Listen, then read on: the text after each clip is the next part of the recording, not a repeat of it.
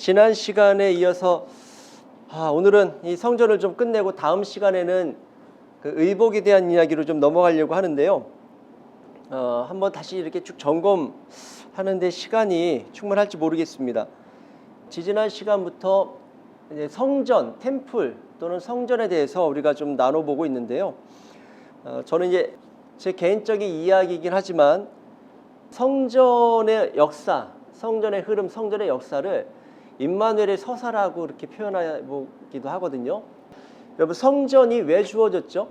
성전 이전에 성막이었는데 성막이 왜 주어졌죠? 잠깐만 복습을 해보면은 처음에 성전에 대한 개념이 등장하는 게 어디였었는지 기억하시나요? 창세기 1장 1절 뭐였었죠?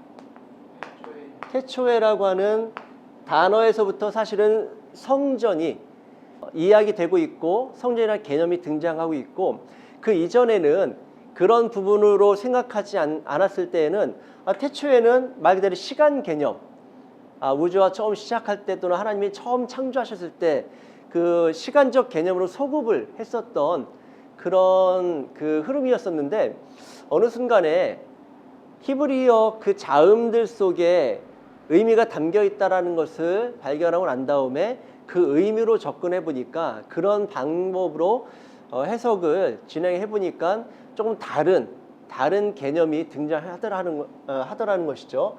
그래서 여기에 집에 대한 하나님의 언약이 있는데, 그 집은 하나님이 말씀하시는 집은 성전이겠죠.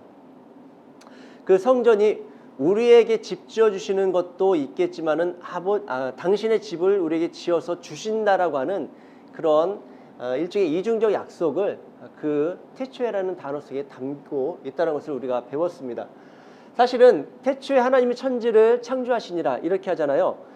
근데 그 히브리어로는 베레시트 바라 엘로힘, 거꾸로 보면은 하나님이 창조하셨다 태초에, 이렇게 볼 수 있는데, 바라라고 하는 단어도 이렇게 쓰거든요.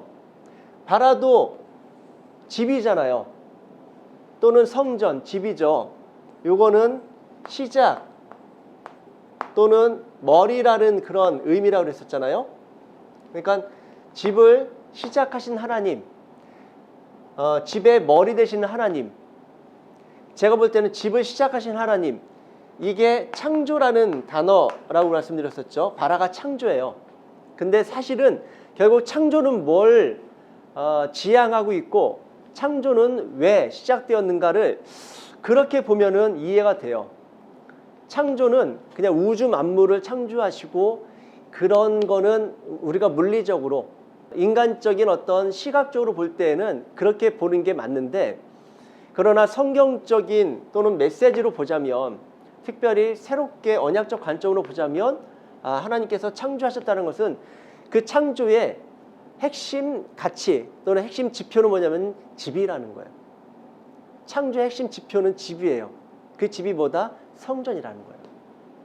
하나님의 성전을 이야기하시는데, 우리가 지난번에 살펴보았던 것처럼 하나님께서 궁극적으로 완성하시고 싶어하는 집은 뭐라는 거예요? 우리라고 그랬었죠. 하나님의 거처로 삼으시는 우리 자체가 하나님이 성전이시고 하나님의 성전이라고 말씀드렸었고, 하나님이 완성하시고자 하는 그런 성전의 최종 지점에 우리가 있다는 것을 살펴보았었습니다. 그렇게 하나님의 집의 역사는 우리가 생각한 것보다 굉장히 아주 오래전부터 계획되었고 작정되었고 또는 언약되었다라고 이야기할 수 있는 것이죠. 그거를 지난번에 살펴보았고요. 창세기 1장 1절 첫 단어부터 시작된 그 집의 서사, 이 하나님의 집, 성전이죠. 성전은 또 다른 어떤 지표를 가지고 있냐면은 임마누엘이라고 하는 메시지와 또는 지표를 가지고 있어요. 임마누엘이 뭐죠? 우리와 함께 하시는 그 하나님이시거든요. 우리와 함께 하시는 하나님.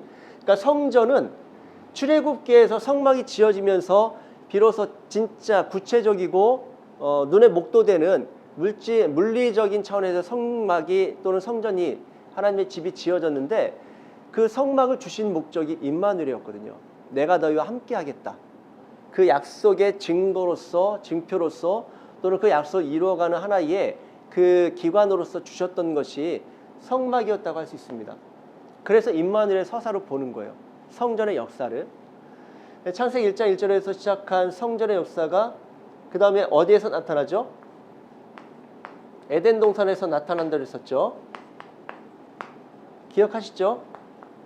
에덴 동산에서 왜 무슨 성전이 왜 등장하는 거예요? 성막을 알면은 그게 보인다고 말씀드렸었죠. 에덴 동산에 특별히 동쪽을 지키고 있는 그룹들을 볼 때 성막을 통해서 그것이 에덴 동산이 다시 열리고 회복되었다라는 것으로 볼 수 있다라고 말씀을 드렸었습니다.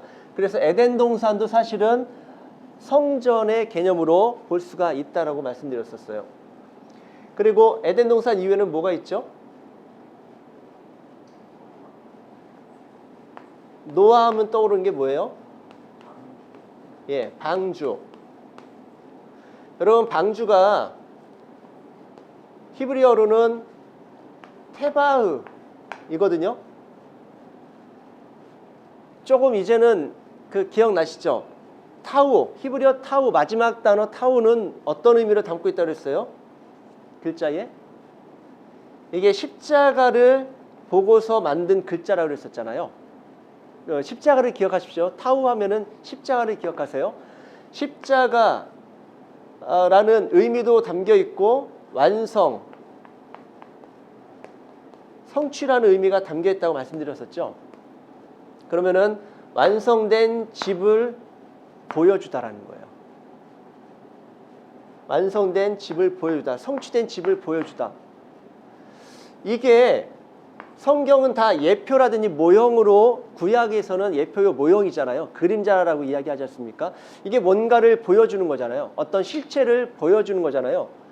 그 완성된 집을 보여주는 어떤 예표적인 내용을 담고 있다라고 이야기합니다. 그게 뭐겠어요?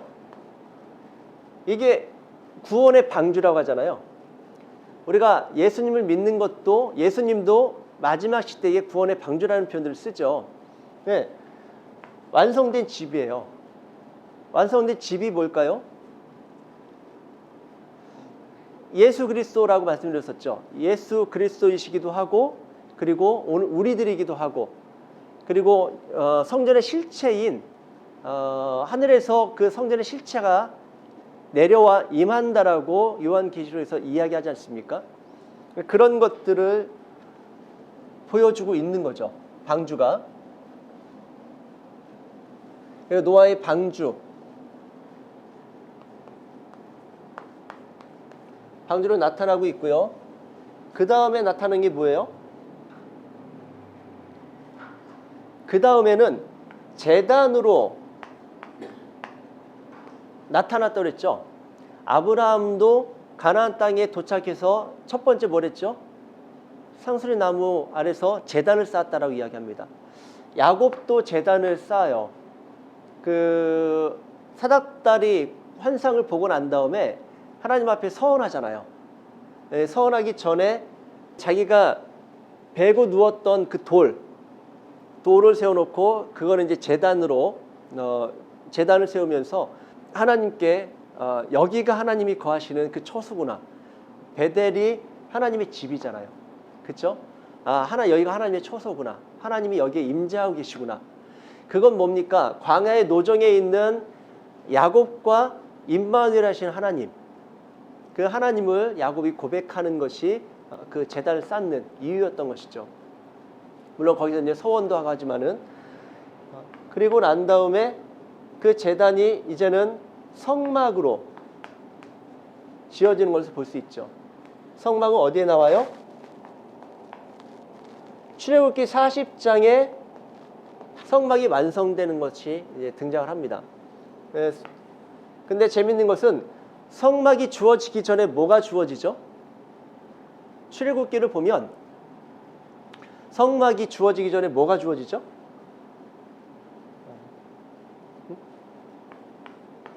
성막 전에 율법이 주어져요. 기억하시나요? 율법. 율법이 율법이 왜 주어지죠?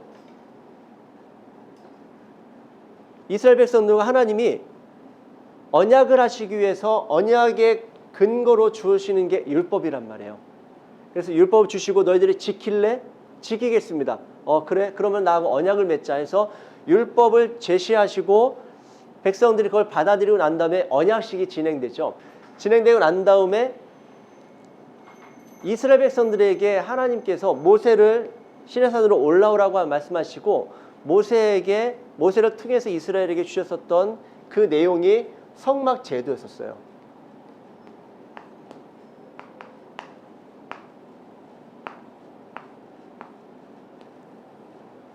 성막 제도를 받고 있을 때 밑에서는 아론을 중심으로 해서 금송아지 사건이 일어나죠. 하나님께서 모세에게 찾아오셔서 내가 저들을 진멸할 것 같다 라고 말씀하니까 모세가 자기 목숨 걸고서는 하나님 막아서지 않습니까? 그때 그러면서 그 나눴던 내용 혹시 기억하시나요? 하나님이 너희들이 약속했던 가나안 땅으로 들어가게 하겠다.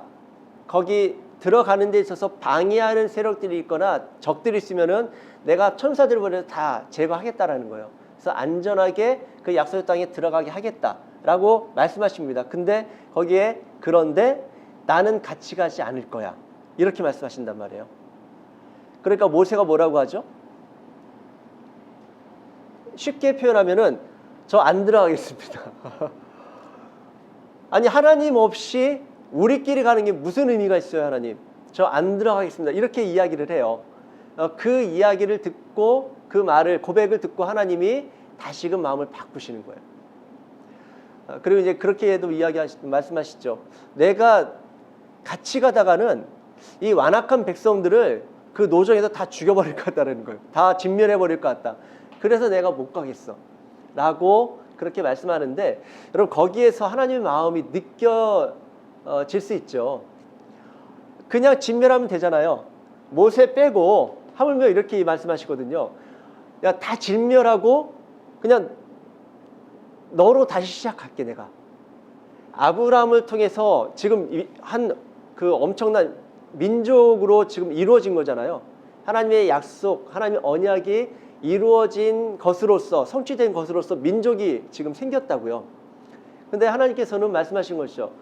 이들 다 없애고 너로 다시 시작해서 내가 다시 민족을 이룰 수 있어. 차라리 그렇게 하자라고 주님이 말씀하시는데 모세가 no. 아닙니다 하나님.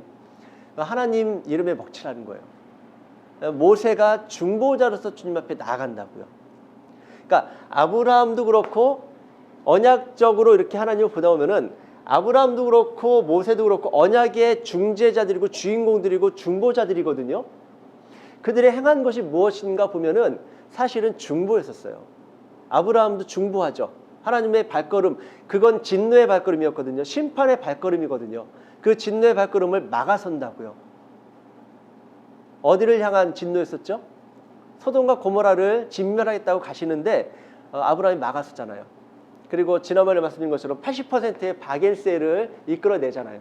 50명, 의인 50명으로 시작해서 의인 10명으로 줄인다고요. 그런데 결국에는 그 의인 10명이 없었다라고 우리가 알고 있죠.